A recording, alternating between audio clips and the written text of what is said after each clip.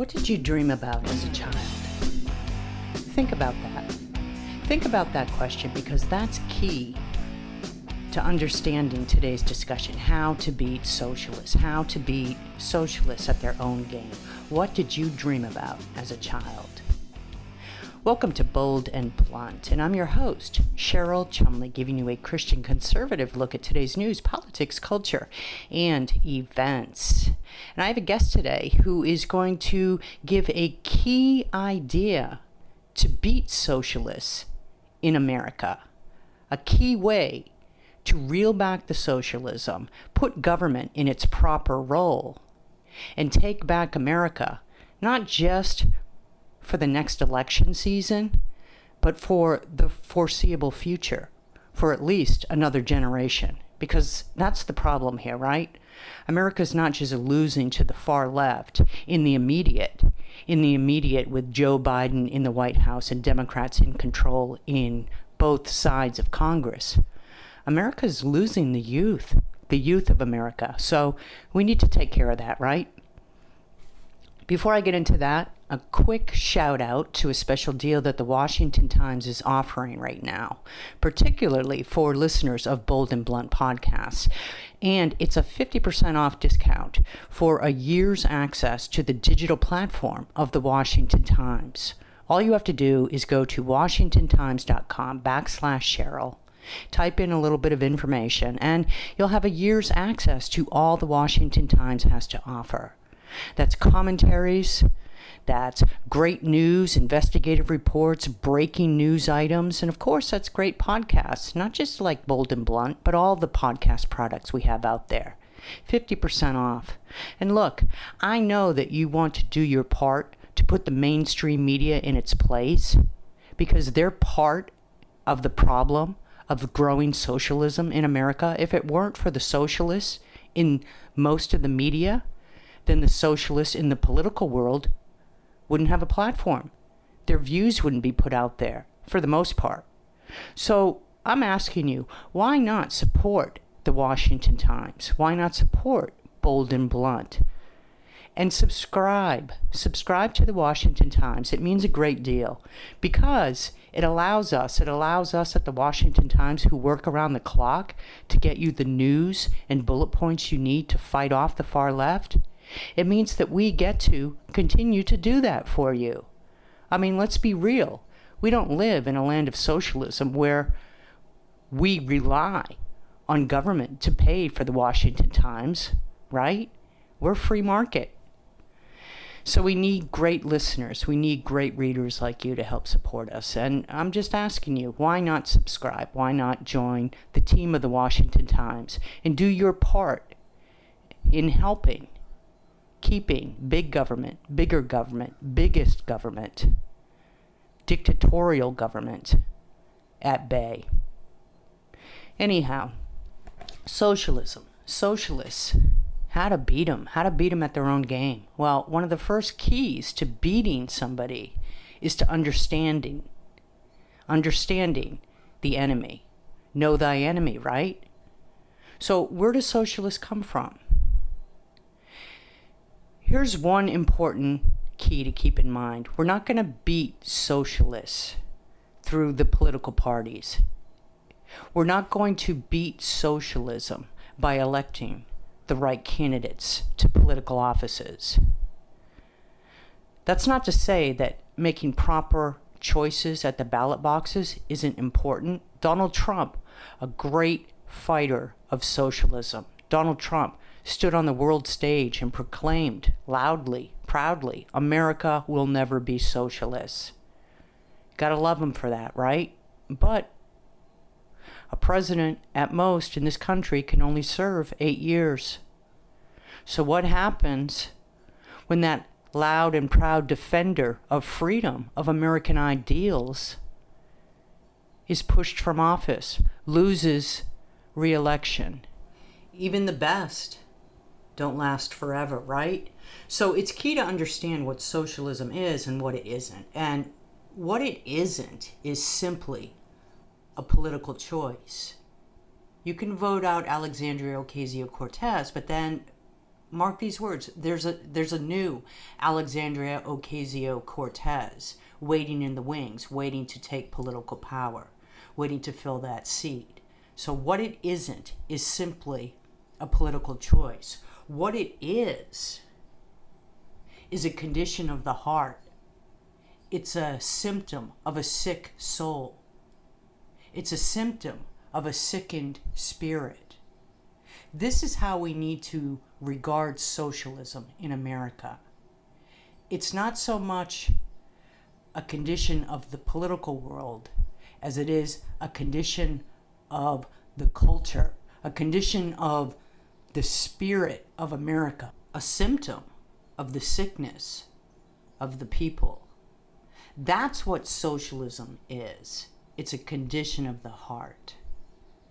So that's how you have to fight it, right? That is the long-term solution to stomping out socialism.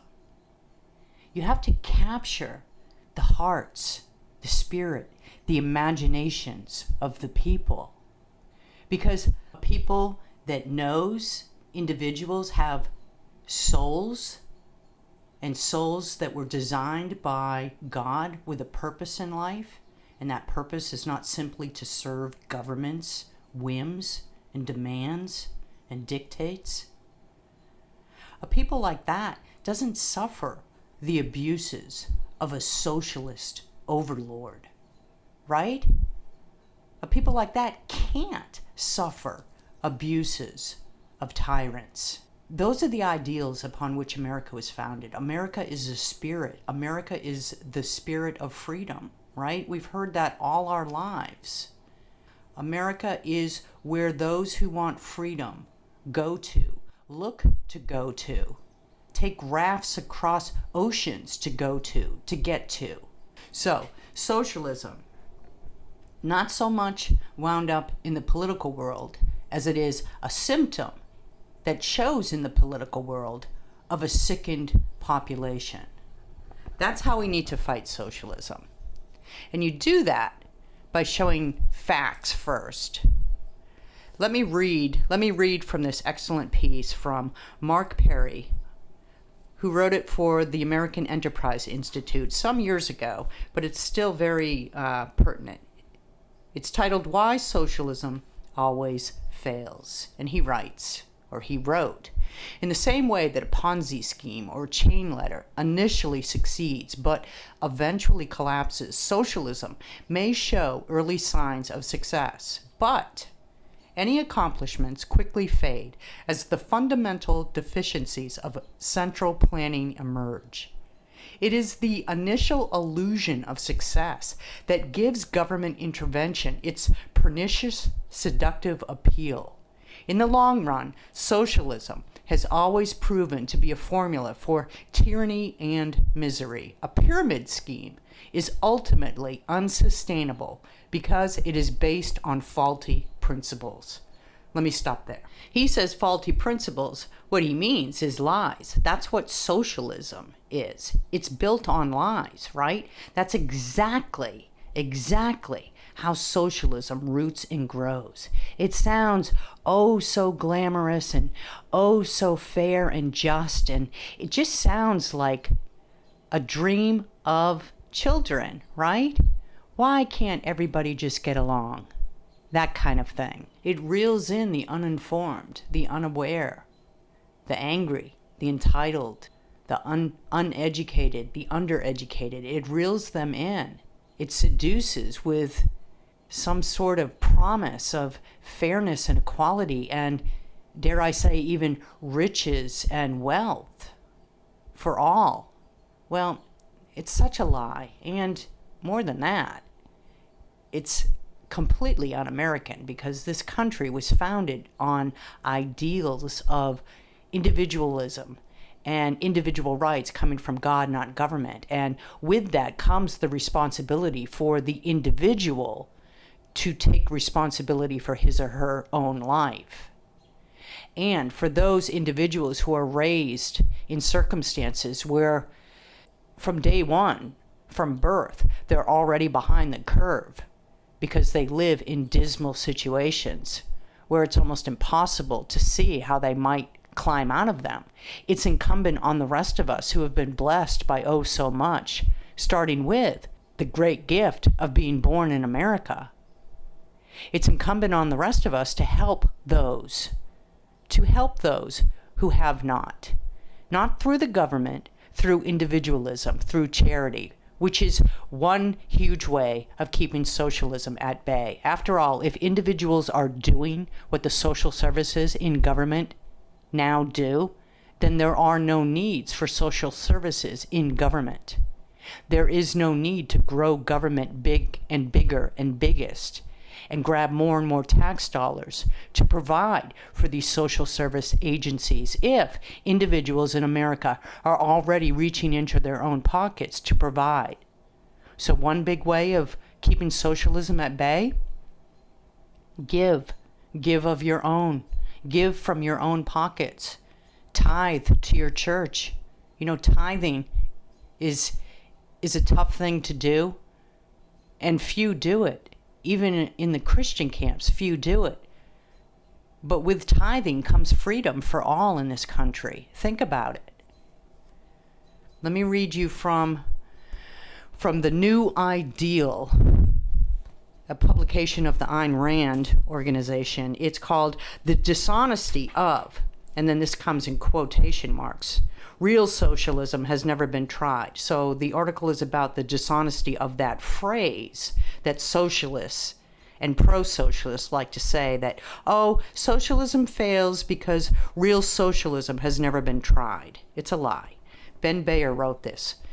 I'm quoting now. One tactic that today's socialists employ is to portray the lessons of history and world affairs as irrelevant to their cause. They claim that the Soviet Union, Communist China, Communist Cuba, and today's regime in Venezuela are not real examples of socialism at all.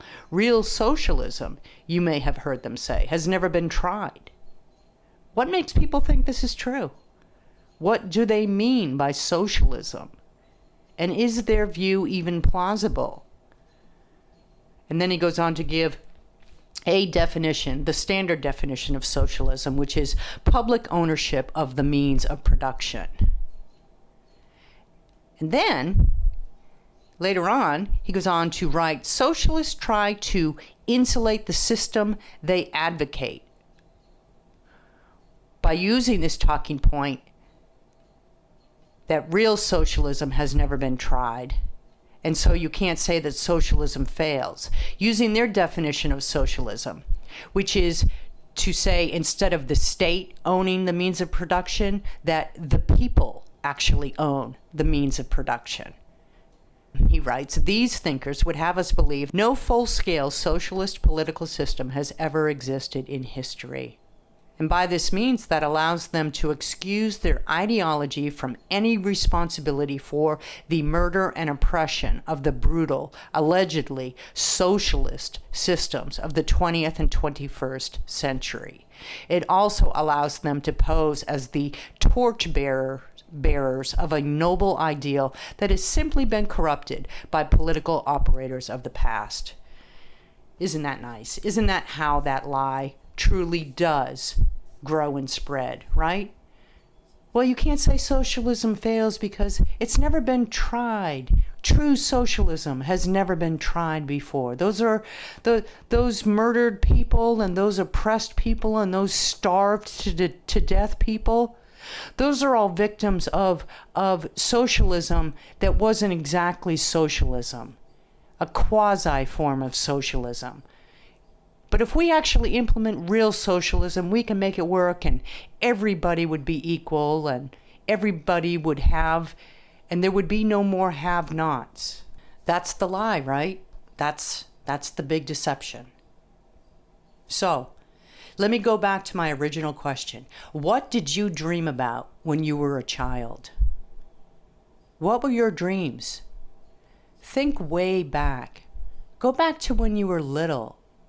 Real little, before you knew that there would be walls put up and there would be naysayers and there would be people who told you constantly, well, you can't do that, you can't be that. What was your dream? What was that dream you had when you laid in bed at night and you pictured your life?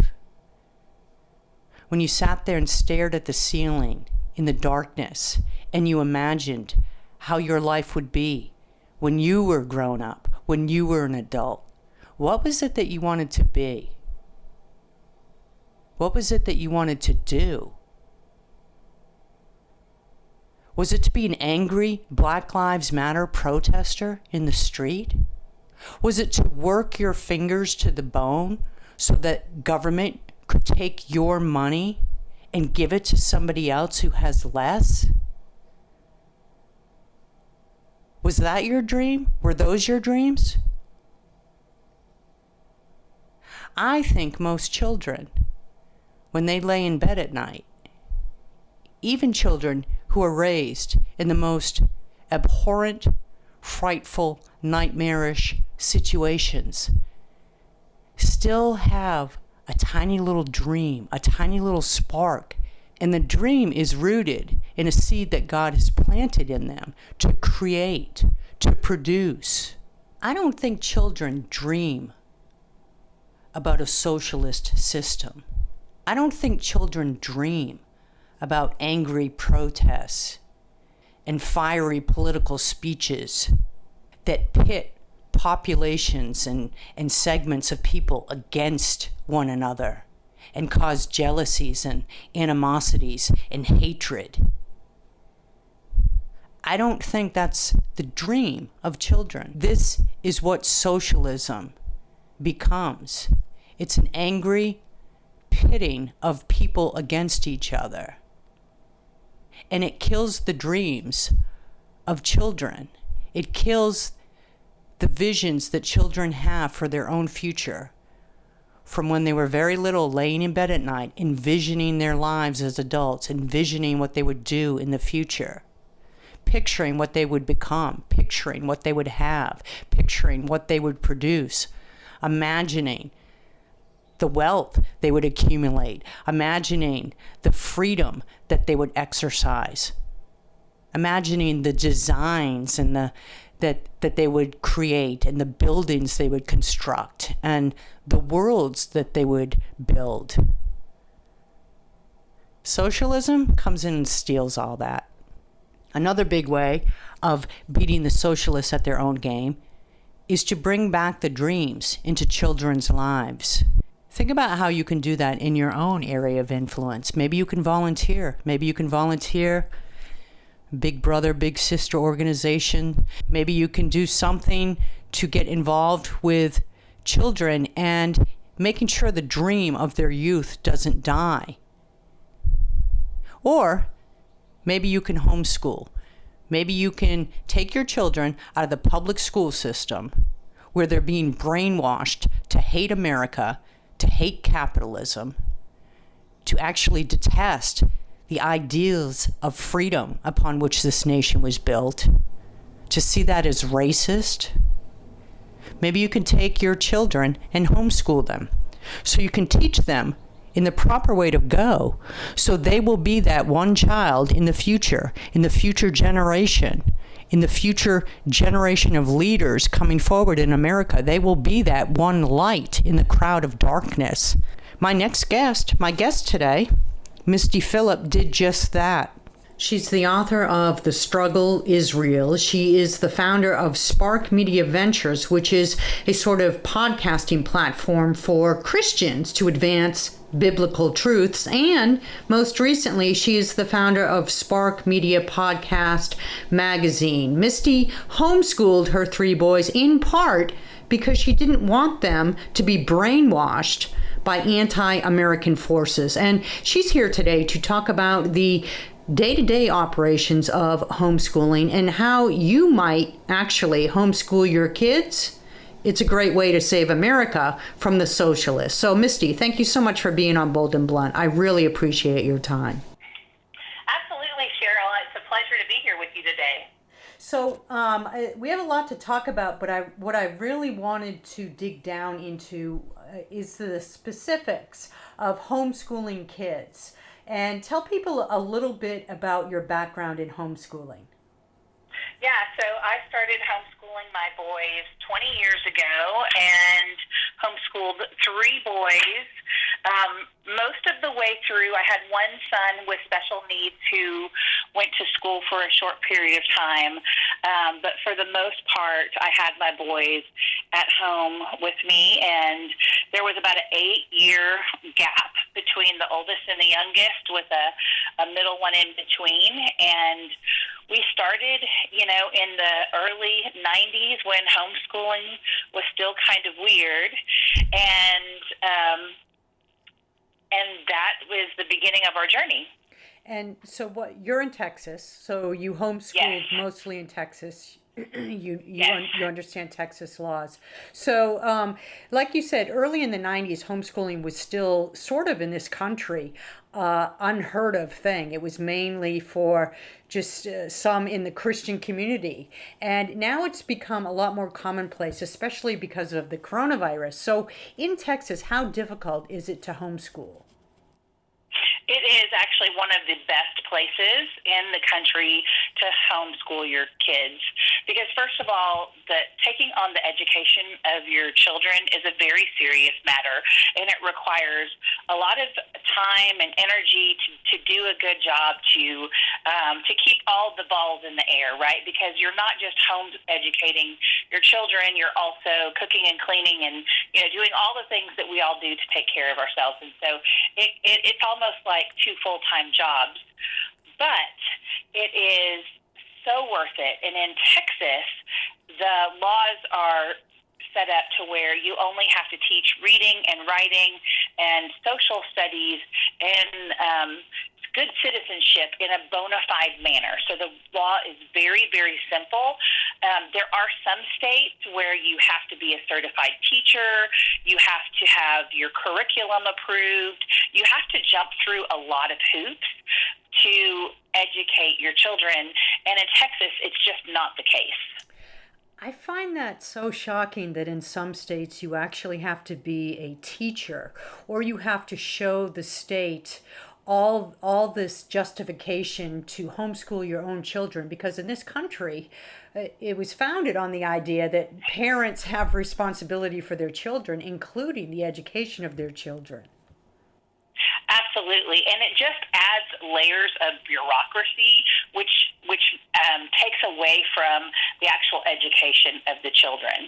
And I agree with you completely. When our country was founded, it was founded by people who looked to Judeo-Christian principles to form our Constitution, to give us the kind of life that we have today. And I see a lot of times where bureaucracy tries to come in and add these extra layers, or that the government school says we can educate your child, but parent, we've got this, you're no longer needed, which is the furthest from the truth. Because if parents don't take a stand and are active in the education of their children, then they can be taught all kinds of things that go against their morals and values if they're unaware of what's happening in the school system. Which is exactly why where we're at right now in this country, with the backlash that you're seeing with parents over critical race theory. And I do want to get into that discussion,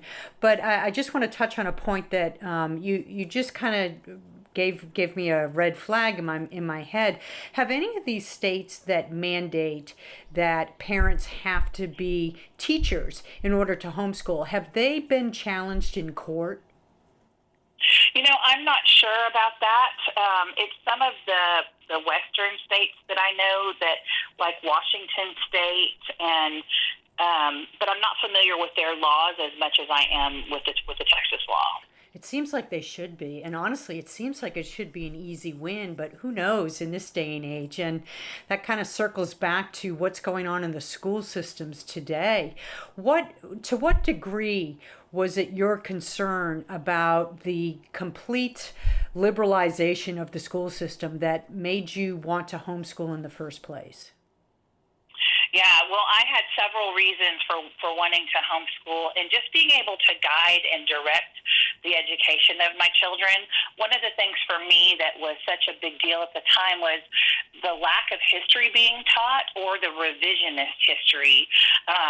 History being taught that was skewed, and so my kids didn't know the truth. And so I wanted them to have a really good understanding of history, because if we don't learn from the mistakes of the past, we are destined to repeat them. And so I'll give you one example. When my boys were young and we were learning about Christopher Columbus coming to America, he was sent over here as a missionary. And most people don't know that. That's not taught in school. History is barely taught in school. And so that, to me, is one of the reasons why I started. But now I have friends who are pulling their kids out of school who never intended ever on homeschooling because of what's happening with the critical race theory and sex education and some of the other things that are happening. And my biggest warning to parents is, if your kids are in the public school, you need to be aware of what they're teaching, because in some cases it's really frightening, the things that they're teaching to our children. To be aware, and if possible, pull them out, which is why you are such a great guest today, because I think there are a lot of parents, like you described, you have friends that come up to you and say that they never intended to homeschool, but now they want to, because you see what's happening with this last year of coronavirus lockdowns. The light at the end of the tunnel is that parents are becoming more and more aware of how crazy the teachers in the school system have become because of the union pressures. So when you talk about homeschooling, what's the first step you do? Maybe the first couple steps. How can parents do this?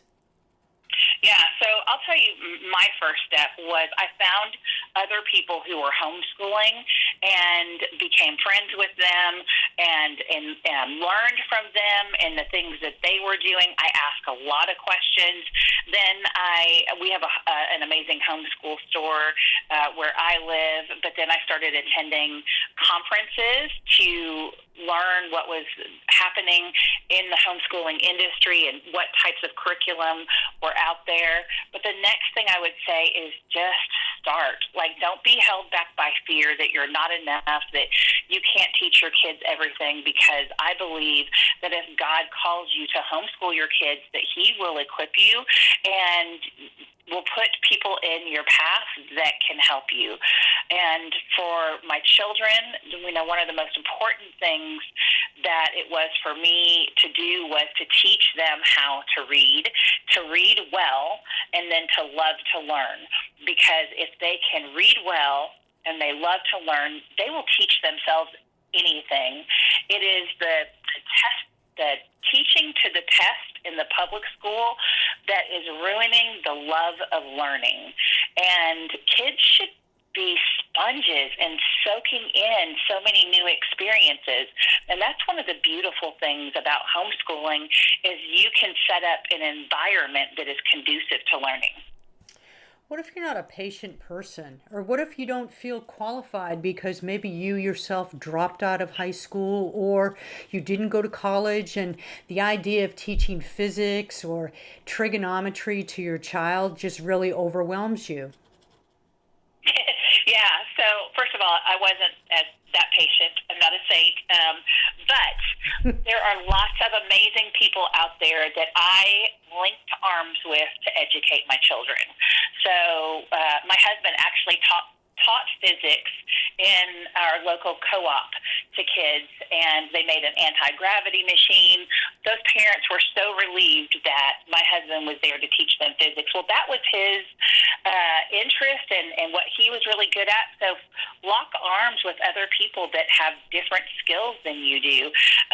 I think we talked earlier, I told you that when my oldest son was interested in economics, I put him with an economist. And when he started to compete in speech and debate, his coach was a former trial lawyer, and then we brought other people in to advise when he was doing moot court and mock trial. And all of the various activities that he was involved with. So parents don't have to know everything. They don't have to be patient. Even a working parent can work around their child's schedule to homeschool them. It becomes a way of life, as opposed to just being, these certain hours in a classroom. Homeschooling it's a way of life. It sounds kind of adventurous the way you were just describing it. And you talk about how the school systems really drum out of children nowadays the love of learning, the quest to learn new things. That natural curiosity is just beaten out of them at an early age. And how you describe it, it sounds adventurous. It sounds kind of like your family going on these special research trips together and learning together. Yeah, I'm so glad that you said that, because that's exactly how it was, especially when my boys were little. When we would go on vacation, we could go on vacation in the off season. We didn't have to go when everybody else was. We could pick and choose where we wanted to go, when we wanted to go, and I would make unit studies. And as we traveled, we would drive because we had a special needs son who wouldn't fly. But in driving across the country, I would make up little booklets for them, and we would learn about state birds and flowers and the geography and what happened in that city or that place in history and why it was important. And as we did this, my boys had an incredible understanding of, it wasn't just like they'd seen a picture of the Grand Canyon. They'd actually been to the Grand Canyon and hiked down the Grand Canyon and got to experience that, or the mountains of Wyoming and Colorado, or the historical East Coast. We actually, one year, I drove from Houston to San Diego for a debate tournament, came home and drove to Virginia the following week for another debate tournament. And then we would just travel all over the country, but we would create time and adventure. We'd read books about it before we would go. It's really learn to use the most, to make the most of our time on the road. And you did this with, correct me if I'm wrong, and I don't think I have the title right, but you did this with an education based in fashion merchandise, correct? Right? And let me just tell listeners, I met Misty for the first time at the National Religious Broadcaster event just recently in Dallas, and every day I saw her, she had on amazing outfits. So it's obvious your background, but that's correct. You did all this with that degree, right? Absolutely. And with help from my husband, with help from other people that we formed co-ops together, where I would teach, one class and another mom would teach another class, or I would send my kids out to a class being taught in the homeschool community. So, there are so many options today in homeschooling, and you can really guide and direct your child's interest, and instead of teaching to the test or teaching to the lowest common denominator, you can really help your child to flourish in your home by home educating. So just to wrap, because time's getting tight, just to wrap and touch on one more issue we haven't hit on yet.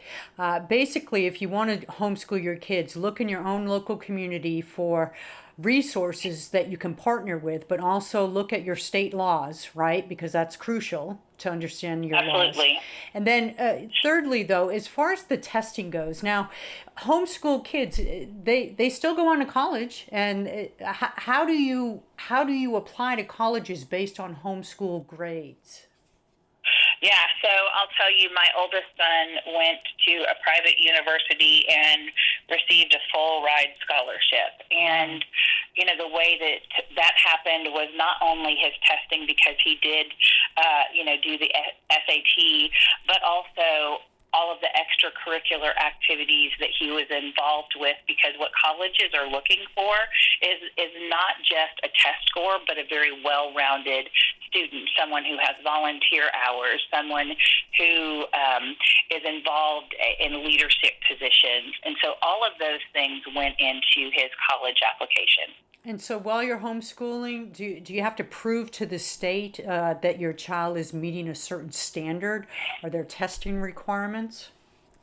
No, there are not in the state of Texas. There are some states where there are. There weren't any in Texas. And when I tested my oldest son in third grade and he was testing post-high school, I thought, well, I think we're okay for a while. We probably don't have to test every year. And what that did is it took the focus off the test, and we just continued to love to learn. Well, honestly, the way you describe it, it sounds freeing. It doesn't sound like a burden. It sounds like it frees parents from many of the burdens of public school. Absolutely, because children are gone all day at school, and then they come home and have their family time, and they're working on hours and hours of homework. We were able to just spend that time together throughout the day, and so, like when my husband came home from work, we could actually have family time or enjoy some extracurricular activities, and we weren't so stressed out because we had to get up really early in the morning and run out the door, and then they were there all day, and then they came home exhausted, but then had all this homework to do. It is definitely a much slower pace of life where you can really enjoy the process of education. And also the knowledge that you're not raising good little socialists to go out into the world and basically cripple the country from within. So, you know what, Misty, thank you so much for this inspiring message, really, and for giving the insights on how to homeschool. You've actually motivated me to start thinking about it for my youngest, and I'm sure you've motivated a lot of other people to look at this possibility too. So thank you so much, Misty Phillip, author of The Struggle is Real. I appreciate your time. Thanks so much, Cheryl. This has been fun. What do you think, Bold and Blunt listeners? Would you homeschool? It takes patience, takes commitment, but not as much as you might think, as Misty shows. It's all for the betterment of America. It's the one time where collectivism really matters in America, when we're all on the same page, fighting for individualism, for individual God-given rights. We want collectivism to bring about individualism. Think about it. And in the meanwhile, thank you for listening. And don't forget, stay blunt, stay bold,